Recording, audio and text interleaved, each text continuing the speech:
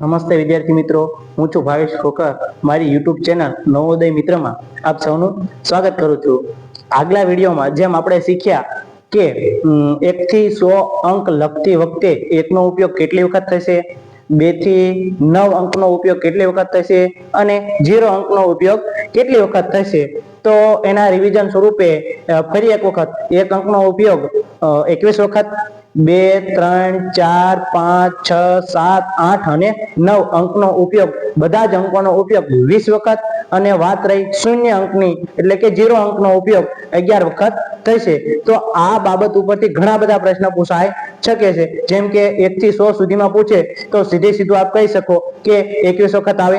પણ જો એમ પૂછે કે 1 થી લઈ 110 સુધીમાં 1 અંકનો ઉપયોગ કેટલી વખત આવે, તો એક વાત તો તમને ક્લિયર જ હોય કે 1 થી 100 સુધીમાં 1 નો અંક કેટલી વખત આવે, તો કઈ 21 વખત. તો વાત હવે રહી 101 થી લઈ 110 વખત ગણવાની, તો એ આપની રીતે આપ ગણી શકો છો અને સરળતાથી જવાબ પણ દઈ શકો છો. તો સંખ્યા જ્ઞાનમાં આજનો બીજો લેક્ચરમાં હું કહીશ સૌથી નાનામાં નાની સંખ્યા, સૌથી મોટામાં મોટી સંખ્યા અને કુલ સંખ્યા. તો આજના બીજા લેક્ચરમાં હું તમને સંખ્યા જ્ઞાનમાં 1 અંકની સૌથી નાનામાં નાની સંખ્યા કઈ આવે, તો કે 1 અંકની સૌથી નાનામાં નાની સંખ્યા 1 અંકની સૌથી નાનામાં નાની સંખ્યા 1.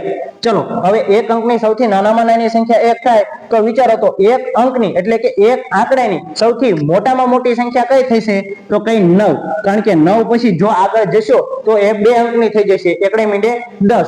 તો હવે આપણે ગણીએ કે 1 અંકની સૌથી નાનામાં નાની સંખ્યા 1 છે અને 1 અંકની સૌથી મોટામાં મોટી સંખ્યા 9 છે.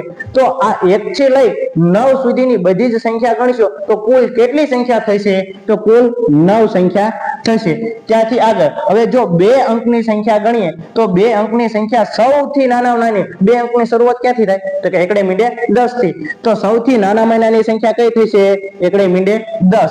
2 અંકની સૌથી નાનામાં નાની સંખ્યા જોવા જઈશું તો એકડે મીંડે 10. અને હવે ત્યાંથી આગળ જઈશું તો 2 અંકની સૌથી મોટામાં મોટી આપણે સંખ્યા ગણીએ તો 2 અંકની સૌથી મોટામાં મોટી સંખ્યા 2 9 99 એટલે કે 2 9 99. ત્યાંથી આગળ જઈશું તો એકડો અને 2 મીંડા 100 એટલે કે 3 અંકની સંખ્યા બની જશે. તો 2 અંકની કુલ સંખ્યા જોઈએ તો 9 મીંડે 90. અને તેવી જ રીતના આગળ જઈશું તો 3 અંકની સૌથી નાનામાં નાની સંખ્યા 100. કારણ કે 99 પછી 3 અંકની શરૂઆતથી થતી સંખ્યા કઈ, એકડો અને 2 મીંડા 100. તો નાનામાં નાની સંખ્યા કઈ થશે, એકડો અને 2 મીંડા 100. ત્યાંથી આગળ જઈએ તો મોટામાં મોટી સંખ્યા 999. કારણ કે 999 થી જો તમે આગળ જશો તો એ 4 અંકની થઈ જશે. એટલે સૌથી મોટામાં મોટી સંખ્યા કઈ થશે, 999. અને કુલ સંખ્યા ગણીએ તો 100 થી લઈ 999 સુધી કુલ 900 સંખ્યા બનશે થશે. આગળ જો આપણે 4 અંકની સૌથી નાનામાં નાની સંખ્યા જોઈએ, કારણ કે 999 પછી જો આગળ જશો તો એ 4 અંકની બની જશે. 4 અંકની એટલે બની જાય એટલે 1000. તો 1000 એ સૌથી નાનામાં નાની અને 4 અંકની સંખ્યા થશે.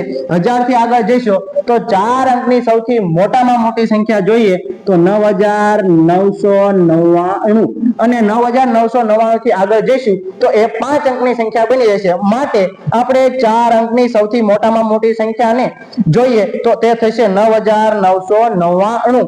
એટલે હવે 4 અંકની કુલ સંખ્યા ગણીએ તો 4 અંકની કુલ સંખ્યા થઈ જશે 9000.